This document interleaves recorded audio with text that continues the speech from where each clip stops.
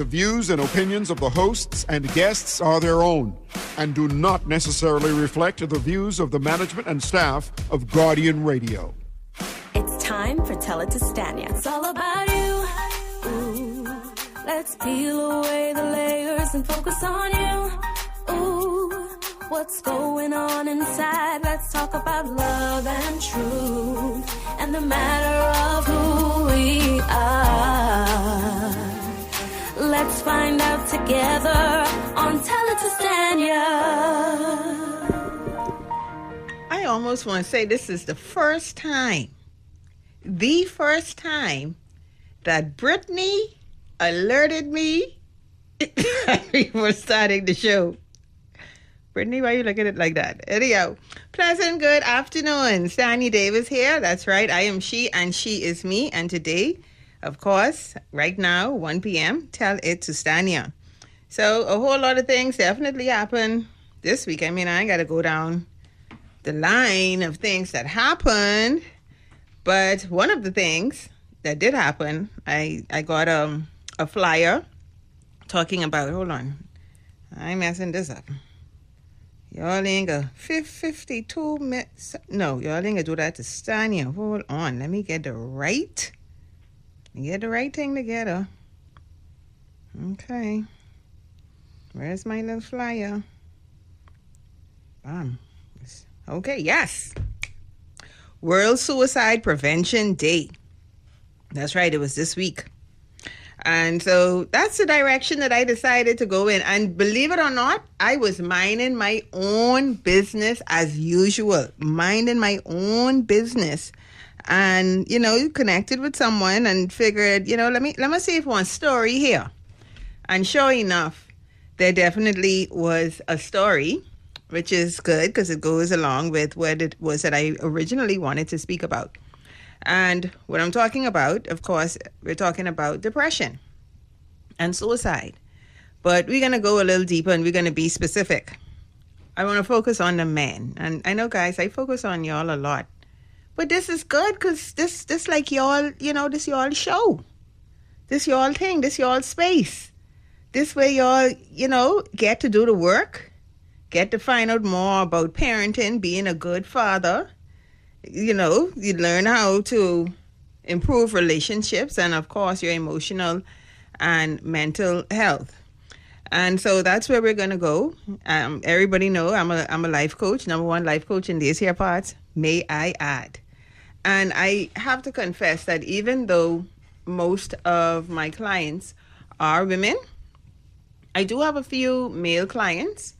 And honestly, I love the male clients. I prefer working with the man's them because to me, see my guest smiling. I do though, because to me, the men are like, they more forthcoming to me. They I don't know. I know. But that's why I enjoy working with the men. The men, they brutally honest and I love honesty. I love, listen, this what it is. Okay. I'm trying to go live. I know what's going on with my computer now. What's happening? Anyhow. So today, this is what we're talking about. We're going to talk about male depression and suicidal thoughts.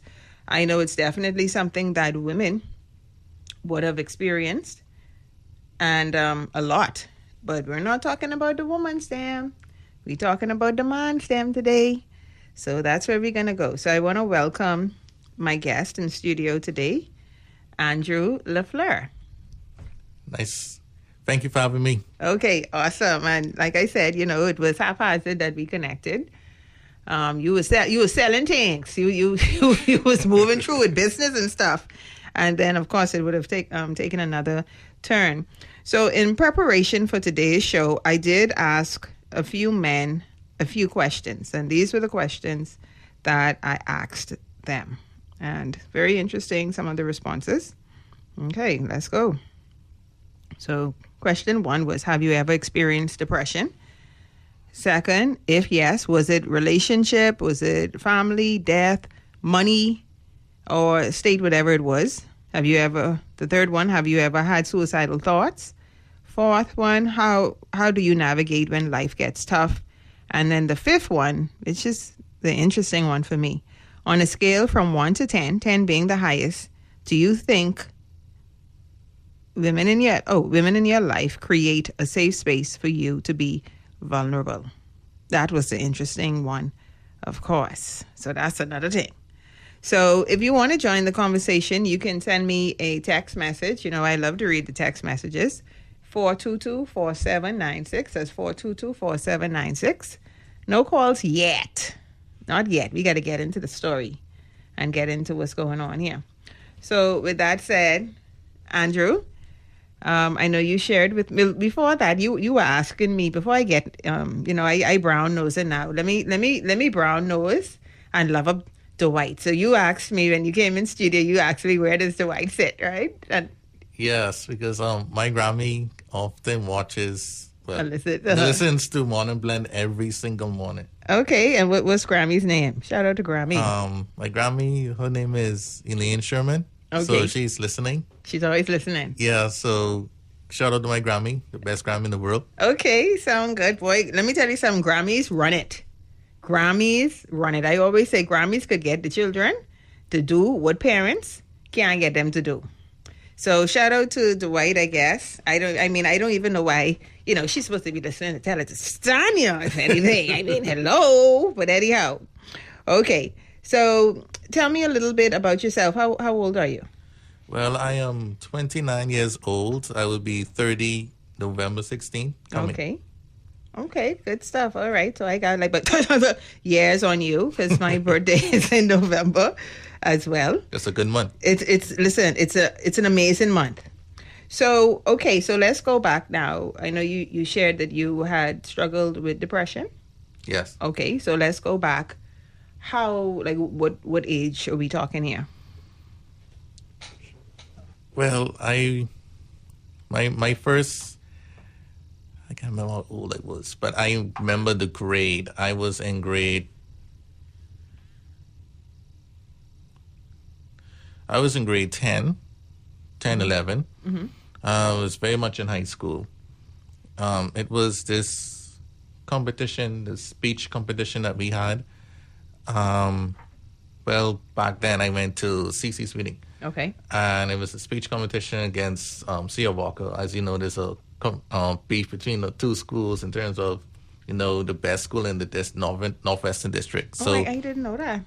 And I work for education. Okay. Yeah, so that's like our rival school. So it was a big competition. We was practicing and everything. Well, I was a former head boy to the junior side, which is T.A. Thompson. So public speaking was a no-brainer for me. So I was confident that I could easily win it, So day of the competition, it was my turn. And I was like, wow. It wasn't that much of a crowd, but for some odd reason, I was stiff. I just had my hands up like this. So anxiety. Yeah, I was talking. Mm-hmm. No, I was trying to do emphasis, but my hands was just stiff for some reason. Normally, I just talk normally when I in a crowd, but I don't know what happened. Mm-hmm. And it caused us not to win. Okay. I was a little disappointed. Back then, I can't remember what I said online, but it was something that was to the extent of, like, I don't feel as though I'm, like, worthy. I feel very bad, like I let my school down. Okay. Although I, like, was bragging about, I could do this or whatever. See, I had a very high, mystique about myself. Ever since I was like a head boy, right? Uh-huh. So what happened was... Okay, so I have a question. Okay, so you felt as though you let people down. I guess you let yourself down. Yeah. Okay, so I have a question. And of course, I ask these questions because this, for me, and hopefully for people who are listening, I want these things to resonate in your heart and soul. And also... I want you to see yourselves, but I also want you to be a better person and to be a better parent. So I always ask these questions so that, parents are aware or adults are aware, because I firmly believe, on a serious note, I like talk foolishness, but I'm serious. I feel as though we have more of an adult problem. We don't have a children's problem. A lot of times we have an adult problem in terms of the way that we would have raised our children, and all that good stuff. So I have a question, Andrew. Okay, did you like where did this need to succeed and win, and where did that come from? Well, I came from a background where from a single parent background. Um, but I live in a house full of family members, so I was always encouraged like to study and show myself approved, and always did my best that I can in primary school. But when I reached the junior high school level, that's when I started to be on the honor roll. I was on honor roll straight through. So because I wanted something out of myself, I wanted to be a university graduate. I wanted to succeed in life. I wanted to be someone in life that could motivate people and be a difference in the country. So that was my goal. So that's where that come from. Okay, all right. So so what happened? So you didn't win. You feel as though you let people down. You let yourself down. So what now happens? Because you said this is like the first time you would have experienced any form of depression. Yeah, I was in a dark place. I tried to keep it cool. Kept it to myself. I didn't allow anyone to know how I felt. But that was like the first time I really felt like maybe, because I was letting the devil use me. The thoughts was coming like maybe people would be better off if I didn't exist. So if I wasn't around, maybe they could succeed better. Okay. And so this was one night. I think everyone was sleeping. I snuck into the kitchen, right? And it was sitting down in the dark. And I thought, well, I found the sharpest blade in the kitchen. And I sit down on the chair and I was contemplating as the knife was actually to my neck. And I hear a voice from God was telling me, don't do it, So, okay, hold on. Before we get to that, what's the space in between that first bout of depression and to this, when it gets really to the point where you're ready to just end it all? Because there must be some stuff that would have happened in the middle. So now I know you said that you grew up in a single parent home. Single parent with your mom or dad? Well, my mom, everything in the house was fine. Okay. It's not really the housing situation because I live in a big family with So my it was mom, my Grammy, village. uncle, aunts, all of that.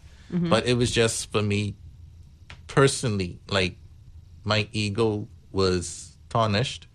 With men, they have this, like, we have an ego thing going on, like, be big and macho, we can't fail and whatever. We want to put out there that we could handle it, we could be the leaders and all that. But that was the very first time my ego was crushed. Everything other than that was, with school-wise, was fine, but I just let that linger on me constantly. Where do you think you said as men, there's an ego. Do you think, and I noticed you didn't mention your dad. Was your dad a part of your life? My biological father, no, I don't know him. Okay. All right. Okay. So, I know you mentioned the ego.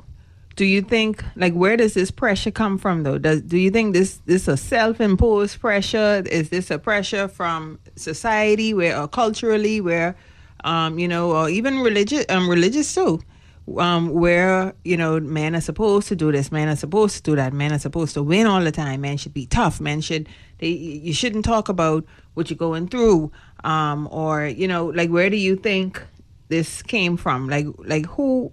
How we like to say they? Who was the they in your life? Like, where did this pressure come from? Well, it's societal stereotypes, but it really stemmed from when I was in grade 8, when I wanted to just be a prefect, because I never been a prefect before, and it was a time in the 8th grade, because this was before the 9th grade, but actually eventually would be chosen to be head boy. But it was just one time I just wore my socks. I didn't realize there's 2 different pairs of socks. They basically looked gray. I was rushing to get to school. And then we had the senior mistress at the time. I can't remember her name, but she was very mean. She was like, "Oh, you have two different type of socks." She told me to take off my shoes and take off the socks. I walk around with no socks on my shoes, right? And she was saying, "Oh, you want to be prefect and doing these things? You can never be no prefect and things." So, the first time in my life, I was crying tears. The great tears were so white, tears milky white, actually. Since then, I've never cried tears like that. But ever since then, I always wanted to prove to myself and others that I can prove people wrong and succeed in life and follow my dreams and have a goal that I set and I will achieve it. And I eventually did become a prefect, which was my original goal, but they actually chose me to become head boy during that time, which I was shocked. Okay, so it was that, okay, and this may seem very simple to some people, right? But, there's these things that we hear and they stay with us. You know what I mean? And they resonate in our soul when people say these things, and it's hurtful, and it creates something within us. So, okay, so that was the first time that you remember something, feeling away and being put down. Okay, all right. So now we fast forward to high school. And so that's the first time. So did you speak with your mom or your grandmother or uncles and say, hey, you know what, I feel really bad about this situation? No, I'm not faulting them because I never mentioned it at all. I don't know why. I just kept it to myself. Did they notice anything? No, I'm a person that I could hide my emotions very well. Unless it's something I can't hide no longer. I could be going through a million and one things, no one ever know. That's most men, though.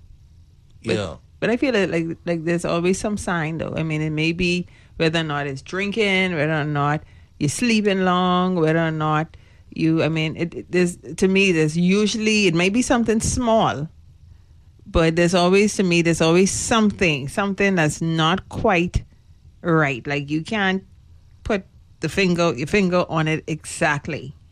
But okay, so that happened, and so you have all this stuff bottled in. Well, at the time, did you have someone who you can speak to? Like, yeah, I had friends in high school. I was just being normal around people. But it stayed with you. Yeah, I think my biggest mistake is not reaching out. If I did, I could have gone to a guidance counselor and gotten some help, but I didn't. I had to wait until the depression turned into suicidal thoughts for me to wake up before I made that mistake. Okay. So all that was mostly on me. I'm not blaming anyone, but it's just mostly on me, just keeping it in too long and not sharing it how you're supposed to share when you're depressed. You're not supposed to keep depression in you. Yeah, that's a mistake a lot of people make. And if they make that, two things can happen. One, they'll hopefully get over it and move on. Or two, depression consumes them to the point of them being sick or worse. I just thank God that wasn't the case for me. Okay, that's very powerful. That's powerful. Okay, so after the situation at school and you're keeping all these feelings inside, okay, what happened? Like, was there other things that kind of triggered your depression? And did you realize that it was depression, though? I knew of depression based on the commercials they would have for medication for depression, but back then I was kind of naive. I didn't know what real depression was. I just thought I was just really sad and upset. So I didn't know that I had depression until years later, really looking back at it and really doing my research on it, that, hey, I had depression. I didn't realize it. I don't think a lot of people realize it. We've been in survival mode and we've been hurt so long. I think it just, we start to think that it's normal. You know what I mean? And it's not normal. We're talking about depression, but even before it gets to that point, as you shared, the sadness. And even at the level of being sad, there should be a space where you can share how you feel.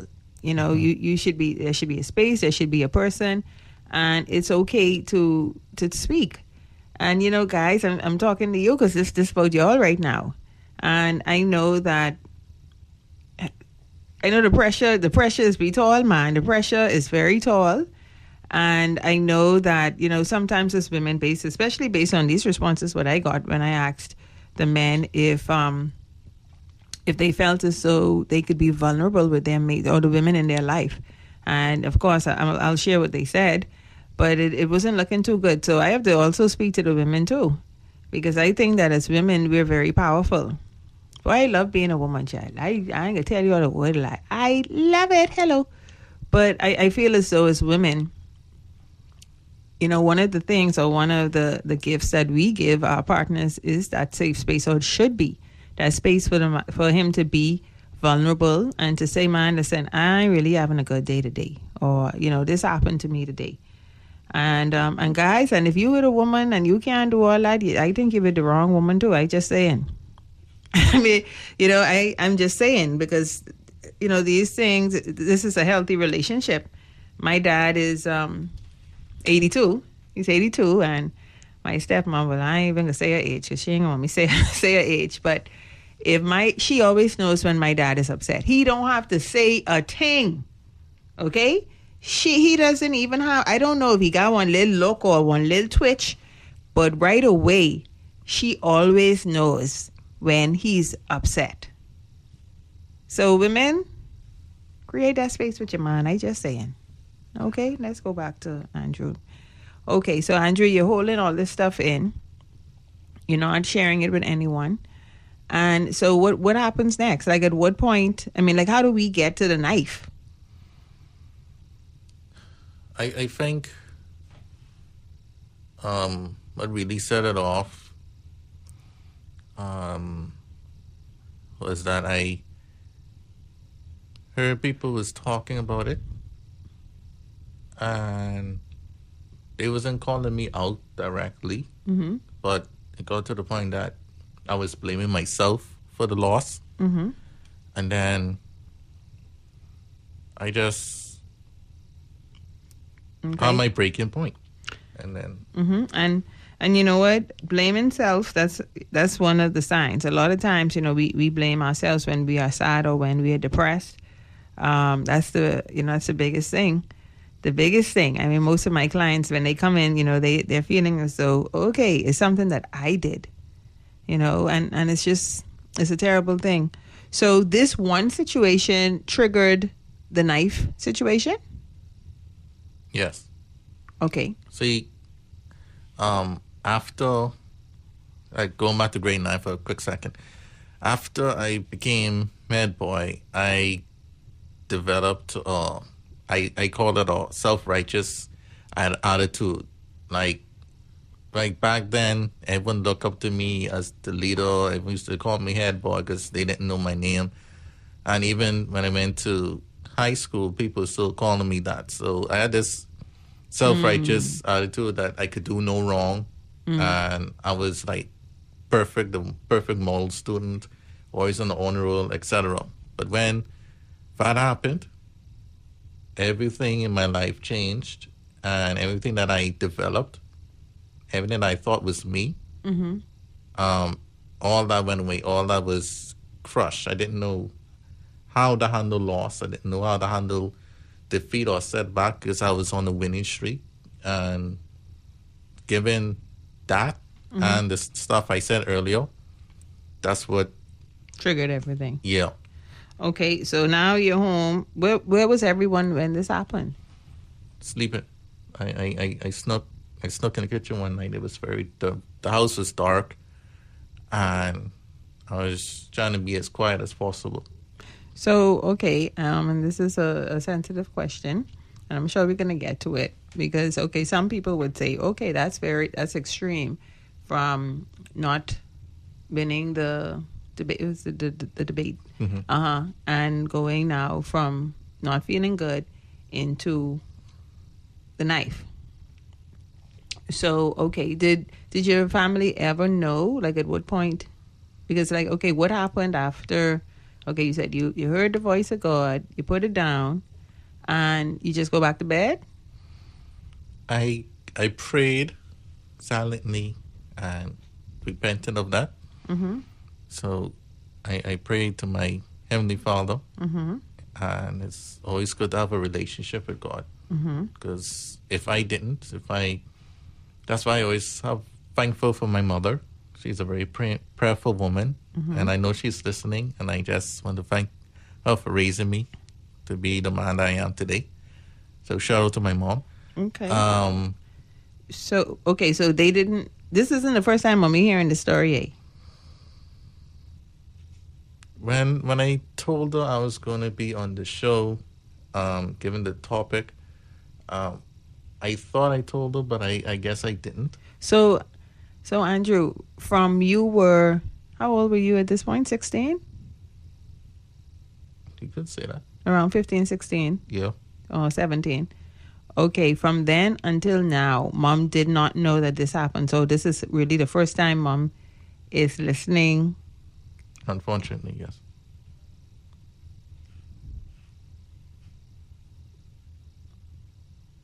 Andrew. So what you think Mom will say when you leave here?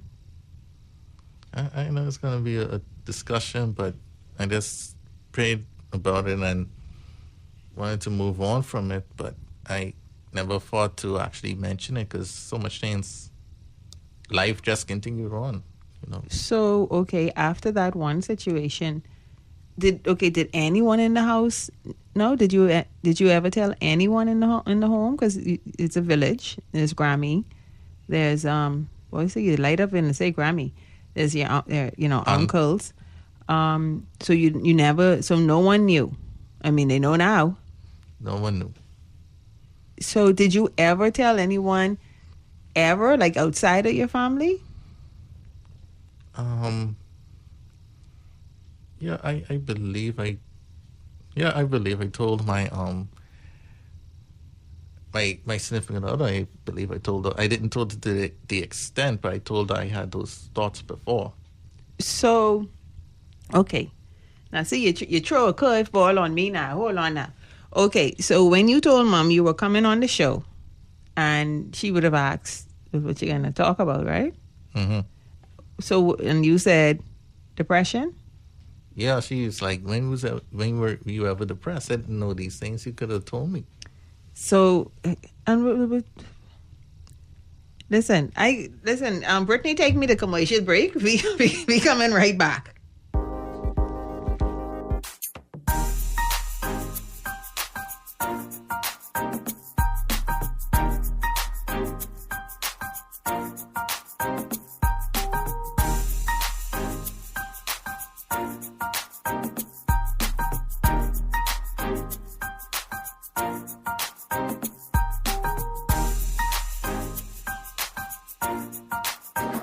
Have you taken a look at those investment options yet? Too busy.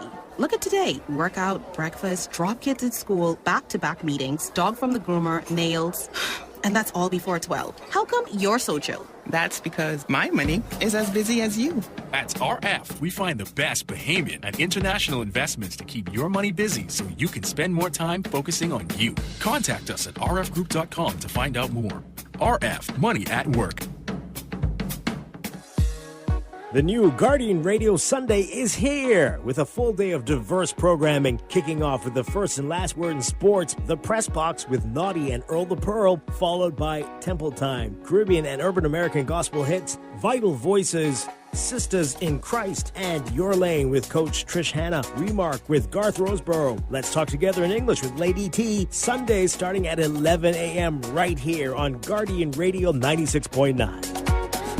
Always on the go? Missed a show? You can now listen to Guardian Radio talk shows anytime, anywhere on Spotify and YouTube by searching Guardian Radio 96.9 FM or by entering the name of your favorite show. You can also listen by logging on to GuardianTalkRadio.com and clicking on the podcast tab. Guardian Radio, continuing to provide you with fresh news and smart talk anywhere, anytime, all day.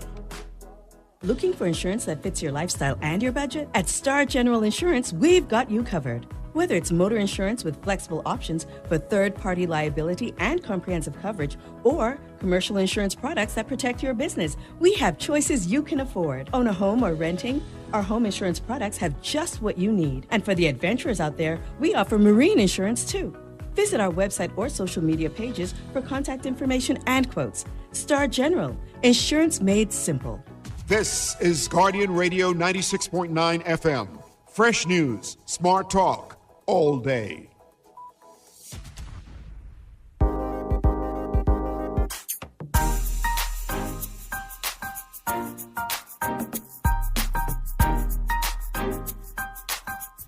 And we are back, and we left off with Andrew saying that this is the first time his mommy would have ever heard about his depression. And, you know, this is a lot of people. A lot of people just suffer in silence. Like, we see people all the time, and people are smiling, people are quote unquote functioning, but they going through a whole lot. And this is why we have to be gentle with ourselves, but also gentle with people. And that's the thing about depression. A lot of times people suffer in silence. And even with the suicidal thoughts, it's not that people, it's not that they really want to die. They just want to stop the thoughts. They want to stop the pain. They want to stop feeling, a certain way. Because it starts to consume you. I remember a client of mine, literally every Sunday we would go on the beach. We'd go on the beach and we would sit on the beach together, just so she could clear her head, just so she can have a little space to talk, just so she could be okay. Whew. Okay, and yeah, a lot of people suffer in silence. A lot of people, when they're depressed or have suicidal thoughts, I don't think it's that they want to die, but I think they just want that pain to stop. And, you said something, you said that you were, you felt like you were on a winning streak. And that kind of triggered, that kind of set you up in a space where, okay, there's this perfection or, And so now you all know I always got one cheesy, retarded story to share. So here we go. There's this show, Resident Alien, that I watched. Well, the whole thing done now. But anyhow, so the alien was experiencing heartbreak, and so he was depressed, and so he's talking to the human friend, and he's telling the human friend how he feels so bad. And so the human friend says, yeah, you're going to get better. So, he's like, how do you know I'm going to get better? And so she said, well, I know because this is part of the human experience that, 1 minute everything is great. It's good. Everything is perfect. You're happy. There's joy. And then there goes a terrible period where you're sad or you're angry or something happens. We don't know how long it'll last, and then you'll be happy again, and then you'll be sad again, and then back and forth. But that's the thing. Unfortunately, this is what life and living is about. Nothing is like this smooth sailing situation. We like to say life be lifing. And life be lifing. Okay? Life be lifing. And that goes for everyone. At some point in time, and I asked them, and I identified about 20 men, and all of them said, of course, that they would have experienced some form of depression. I think everybody has. Whether or not it just was grief, maybe you lost a loved one or whatever it was or is. It is something that affects all of us. And it consumes us in different ways. It takes control. And you said it earlier, Andrew, where you said it could affect the body. And he's right. Depression is hurtful, physically hurtful. If you're on the little, the light end of it, you might get one headache or a stomach ache. Think about it. When you're upset and depressed, think about it. You have pain in the body. And then on the next end of this spectrum, you could develop different illnesses that affect it, that's very detrimental to your health, to your life. But like I said, this is something that we don't talk about as Bahamians. even working at a school for kids with behavioral issues, I remember 7 out of 10 experience grief. So there's also a correlation between grief and depression and behavior. And I'll tell you this. One level, the first level is, okay, somebody do something to me. Okay, that's the first thing. That's usually, or something happened. If we don't take a look at it, it turns into sadness. If we don't look at it, it could turn into depression. And sometimes it goes a step further, where it now turns into rage. And this is why we see also one of the reasons, I mean, don't say the reason, one of the reasons why we even see a lot of people lashing out. We see people who are violent. We see men who unalive their spouses all the time. All the time. We see people jumping off the bridge. We see this. This is present, but we don't address it. I saw Mr. Davis saying that talking about leave for mental health issues, and I mean I have to applaud him for that. I saw that this week.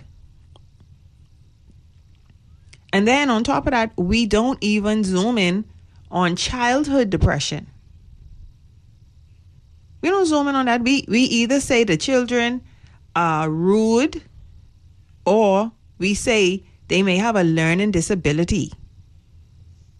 Children be depressed too. It's almost like we depressed. We carrying around stuff that nobody knows about. And that's not a good thing. It's just not a good thing. Because it builds and it builds. It also even contributes to our relationships. So you have to talk about it. You have to share. And by the way, okay, see, we have a caller. Brittany, we have a caller. Let me go ahead and read the text message somebody sent.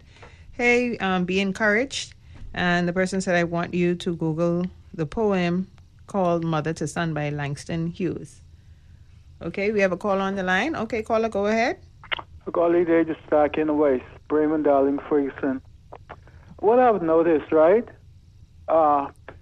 People doesn't like to touch the main problem. The problem we have is greed, and people want other people's things and stealing other people's things, and that's creating a big problem in the Bahamas here to date. Okay? Wait, so what does this have to do with depression? Say it again? What does this have to do with depression? Well, when people cannot get justice, okay, or when the police don't want to come out when it's late or when it's weekend, okay, and it doesn't, okay, that's what causes a problem. People got to be thinking about it and wondering how they're going to get justice and how they're going to get situation alleviated. That's the problem. Okay. That's one of three problems. Okay, sir. Thank you for your comment. Thank you for the call. Thank you for listening. Thank you, darling. All right. Thank you for calling in. All right. Yeah, well, there's a whole heap of stuff that's definitely going on. Okay, Andrew, I have a question. Okay, so you said that this is the first time mom's tuning in. This is the first time she's aware. What did she say? What did she say? Yeah. When she found out what the topic was, she asked me when was I ever depressed, and I thought it was a long time ago, and I didn't tell her anything, and she was a little bothered by it, but she said that she always will love me, and no matter what, I could always talk to her about any and anything. And I appreciate my mom for that. And it was just me personally kept it in for whatever reason. It was years ago, so I'm trying to remember the main reason why I didn't say nothing. But based on everything I already said already, that's what I can remember. Okay. Okay, and if you have a text that you want to share, if you want to communicate with me, 422-4796. That's 422-4796. Also, you can call the lines, the telephone lines, 323-6232. That's 323-6232. Okay, so we have another message. Stanley, when I was a kid, I was always happy playing with Lego. What do these kids have to be depressed about with all this technology? I never had an iPhone, iPad, and TikTok, Stania. Okay, thank you for sharing, but there's a whole lot that children have to be depressed. Okay, children could be depressed for different reasons. For one, okay, suppose you're living in a home where your parents are struggling, and they're watching, and you're hungry, you can't eat. You're watching your mommy or your daddy be stressed out over money. Children take that on too. They see it, whether or not we hide it or not. They take it on. Children are depressed when the home is broken, when mummies and daddies divorce and separate. They start to feel somehow it's their fault. Sometimes they feel as though they're not being loved. If mommy loved me or if daddy loved me, they would have stayed. That's depression. Children get depressed sometimes when we as parents put pressure on our children. I love my mommy, as you all know, and my mom isn't with me anymore, but I could remember sometimes my mom would say, as a little child, she would say, Stania, or Stan, mommy, I got an A. Stan, why didn't you get an A plus? Mommy, I lost 5 pounds, mommy. Stan, why didn't you lose 10 pounds? So, in the mind of the child, you're just not good enough. Okay? You're talking about what children have to be depressed about. Children can be depressed about being bullied. Bullying is a huge thing. We grown and in the workplace we being bullied. Children have a whole lot to be depressed about, and then there's some children who there may be a chemical imbalance where they may need some medication. Would they got to be upset? Y'all ain't want me continue on with this. Children have been molested and raped and violated. Children are struggling with their sexuality. They got plenty to be depressed about. Our children are like our little life companions. And when they see mommy and daddy going through stuff, they going through it right there with them. Right there with them.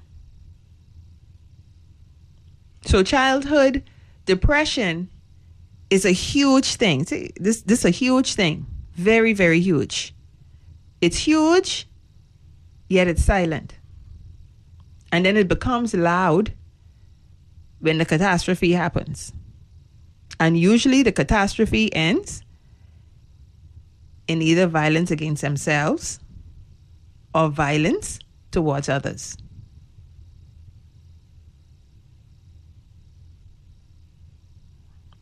Okay. I have someone another message. Once again, I love the messages. Continue messaging. And if you want to send me a text message, 422-4796. That's 422-4796. And of course, you can call 323-6232. That's 323-6232. And one more thing, the text messenger, and I love you. You know I love you. But that same attitude and belief that children have nothing to be depressed about, that's part of the problem. So we have to change that belief right there. And we have to check in. We're talking about children, but even your friends, your family. Because I can tell you this, the strongest people, for the most part, are the ones who are depressed.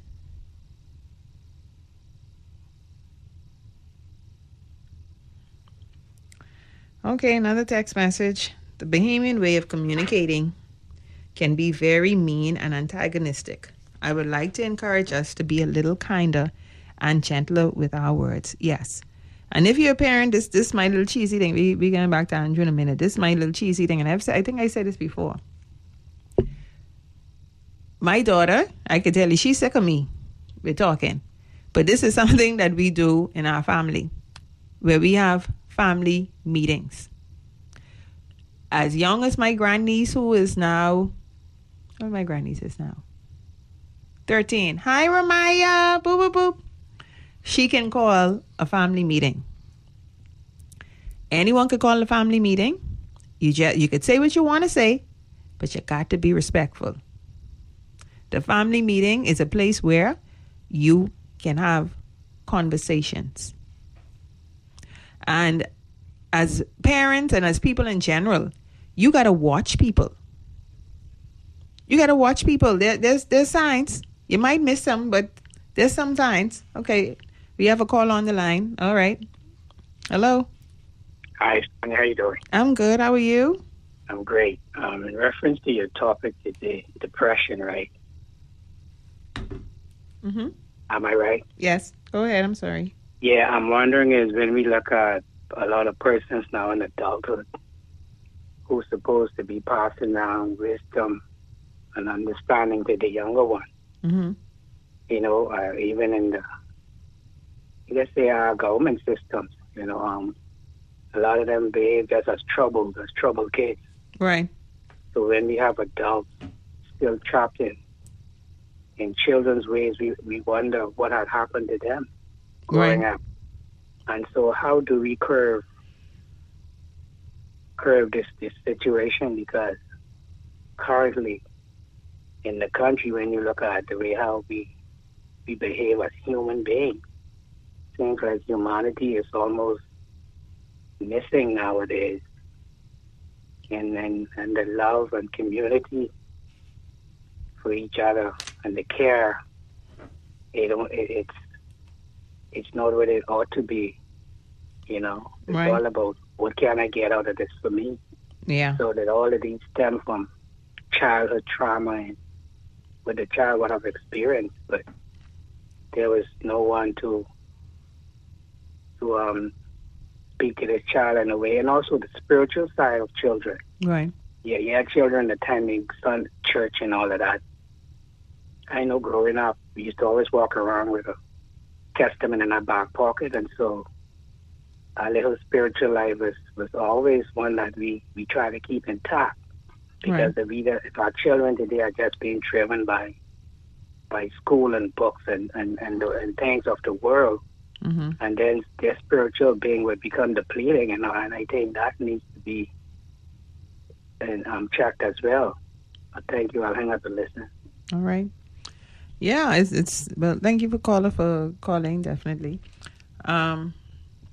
As I shared, there's some things that you can do, and this is why you have to really cultivate a relationship, you know, with your children, and even now, I mean, the workplace or what have you. You ain't got to cultivate no personal relationship, but you have to be gentle and understanding. You know, what's the golden rule? Do unto others as you would have them do unto you. I think we forget these simple little things. And, you know, for me, I could be dead, tired, sleepy, and everything else. And if someone calls me, now before I hang up the phone or whatever, if I'm busy, I always say, babe, hold on, you everything okay? You okay? Because sometimes what you say could either push somebody over the edge or pull them back. Usually working with people like, I work with companies as well, with employees, managers who have behavioral issues. And even when they come to me, I'm a life coach with my degrees in psychology. We go all the way back into the childhood. We go all the way back because there's some things that happen that people are still carrying around. Okay, we have another caller. Caller, go ahead. Hello, Stanya. Hello. Yeah, it was me who texted to Google the poem Mother to Son. Also, the older people and the leaders ought to know that everybody is vulnerable.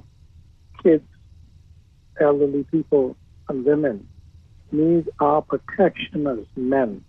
If we are not to be the protectors and the guardians of the nation, then we should not posture and put ourselves in a position. Personally, I know what it is to grow up in a society where nobody would be bullying the children of today. And I know what it is to grow up and take on jobs where people try to come on to me on the job. I'm talking about men. You understand? And here I am today. I have gotten what I got in life, and my two daughters have their master's degree. My son has a career, and people we know that children are vulnerable, and we must be the village that carries them on. I called a couple of months ago on your show, and you were going to call me back, but I'll leave it up to you for another day. Thank you so much. Okay. Alrighty. Okay. Yeah. So, okay. We just have a few minutes left, but okay, Andrew, I do have to ask, was there any other time that you would have felt like depressed or had suicidal thoughts? Like what triggered, like, did it ever happen? Because that's a long time ago. Well, the last time it would have happened was, I remember it very vividly. 2018, 2019, I was very much in college.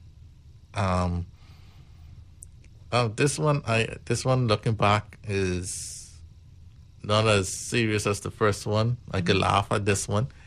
But it was back then, it was very serious for me. Back then I really craved companionship. Just growing up watching all kind of movies about college life and how people find their significant other in college and all these different things. And I didn't have that. I did not know companion or someone I could call that, And I mean, I had acquaintances and friends, but I never could seem to find that particular person, and that was quite an issue for me. So you craved companionship. Yeah. And that was kind of getting to you. Yeah. So I kind of learned from my first depression encounter. So instead of me taking myself, I was saying, if God were to take me home early, then I wouldn't have to worry about anything, and I'll be in His arms.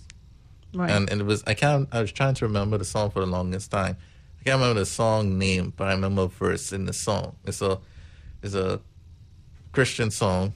It goes like, the Lord would take me by my right hand across Death's River. I can't remember the song. It's a lovely song. I really love the song, but I use that song. I use that song as my anthem to say, if the Lord were to take me early, then I would have just go during that time. Okay, so that made you sad. So at what point did you connect with your I think girlfriend? Because I don't know, I'm looking at your profile picture. You all boo up, all bay up in this picture. I mean, you're holding on to woman holding on to you. That was all your teeth out your mouth. That was doing college, so that was way before I met her. So okay, that was years ago. So what happened was, the Lord set up that for me to, have like close friends, like meeting people who I could bond with, people I could, talk to. And we wasn't necessarily dating or anything, but these were just people I could really have confidence in. And as a result of that, there was no really need for it, I mean, I dated here and there, but that feeling I had was gone.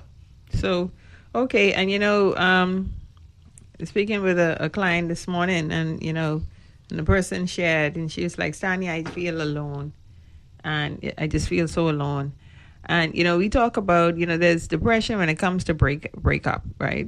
But there's also singleness depression too, where, we don't talk about it, and, a lot of times people, I could be 100 years old. So I talking about Trina, single again, back on the prowl. Listen, sometimes. That used to be my anthem back in the day.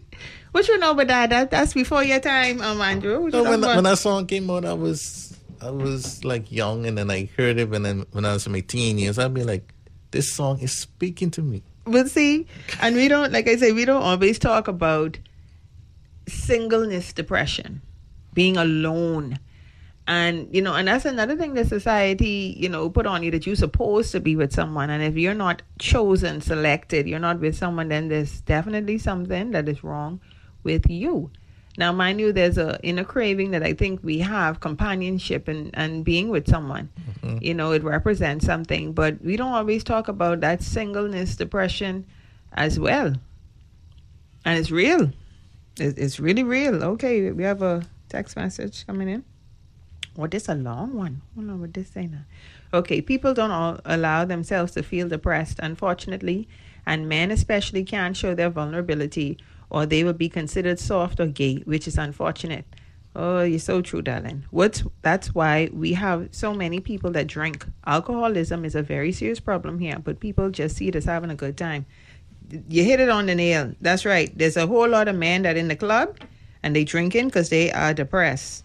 Yes, indeed. Okay, let me just read some of these messages. Okay, and I asked, how did you deal with it? Depression, they said slowly and deliberately. Okay, a lot of them, relationships and family. That this is what had them very depressed. Alrighty, okay. Okay, when life gets tough as a man, I believe you should go read the book of Job, see what the meaning of tough is. Nobody ever had it harder than Job. Okay, when I asked about the women in his life, he said that he would give them a 6 out of 10. He also says a woman should come into your life to bring some sort of peace. That's all a man requires, and to be feminine. Okay, we have another person. Okay, what is a lily pistol? Okay. Oh, okay. Women, this for y'all. Women have a hard time listening to what men say. They seem to hear what they want to hear, even when their hearts are in the right place. And the place is safe as long as your troubles, concerns don't involve them. Then it can go from unsafe to hostile, where the woman is more concerned with how she feels about your troubles than what you feel, and how those feelings can be discussed, mitigated, or resolved. So, okay, that's what we're saying. That's what they're saying about the women. When I asked another gentleman, how would he rate him being vulnerable to a woman, and how the woman, is she, creating the safe space? He said he would give the women in his life 1 out of 10. Wow. This is very sad. 1? That's what he said. Okay, well, another guy, he said 8. How does he deal with it? He said, I try to find someone to talk to for advice and direction. I take time to appreciate the things I do have that bring value to my life. I get much needed rest by not becoming too busy. I go to the beach and listen to the sound of the wind and the ocean. This person says that his suicidal thoughts came in as early as the age of 12. You're talking about what children got to be depressed about. Age of 12, he said it was a result of feeling rejected, unwanted, and hopeless. That's somebody he said at 12. At 12, that's what he experienced. So yes, childhood depression is real. It's very, very real. All right? This a whole lot going on. A whole lot of sadness, a whole lot of things. And as I said, it manifests in different ways. It manifests in anger. It manifests in terms of us not having good relationships. Whether or not it's on the job, whether or not it's our intimate relationships. We see people all the time. We see men unaliving women. We saw it this year. Mm-hmm. We saw it this year. Now, we ain't know all the details, but what we do know is that the person did what he did. He was upset. And like I said, and anger and depression sometimes go together. Okay. So, okay, we gotta wrap this up. I surprised the way they didn't message me in. Okay, you want to share something before we end? Yeah. To answer your question about the woman in your life, you was asking the men. Yes.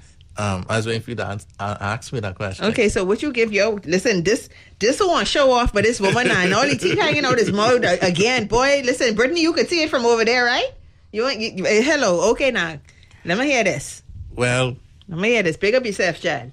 Well, the women in my life, my mom, my grandma, most of all my beautiful fiance, Kisa, I know she's listening. If you're listening, I want you to scream. Your hubby is calling you out. So this is what this is. You'll be engaged.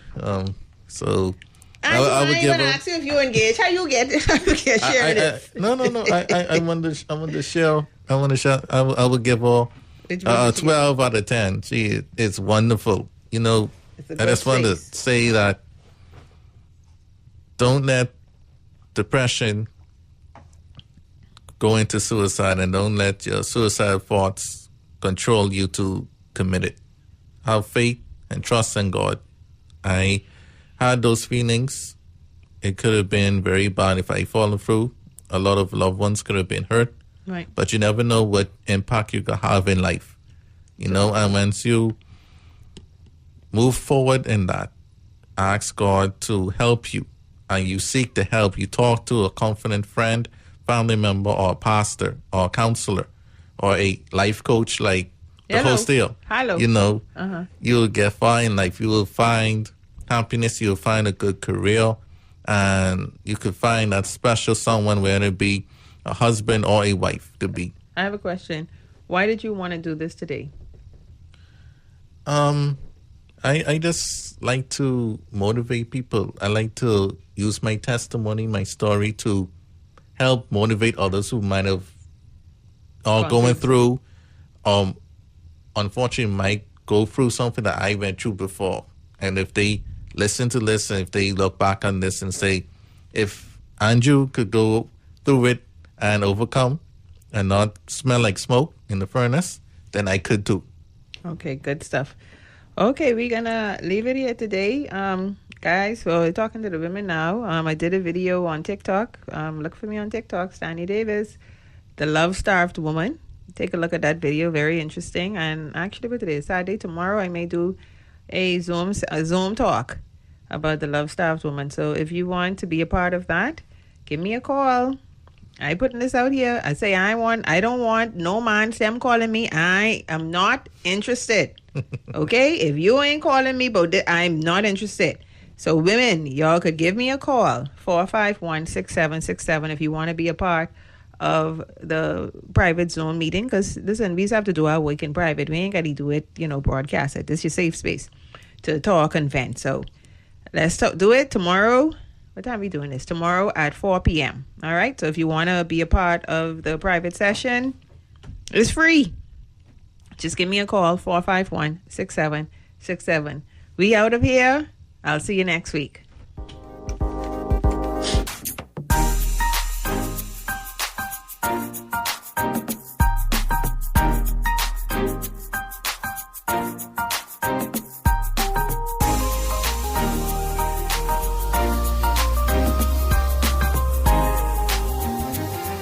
Let's find out together on Tell It to Stanya.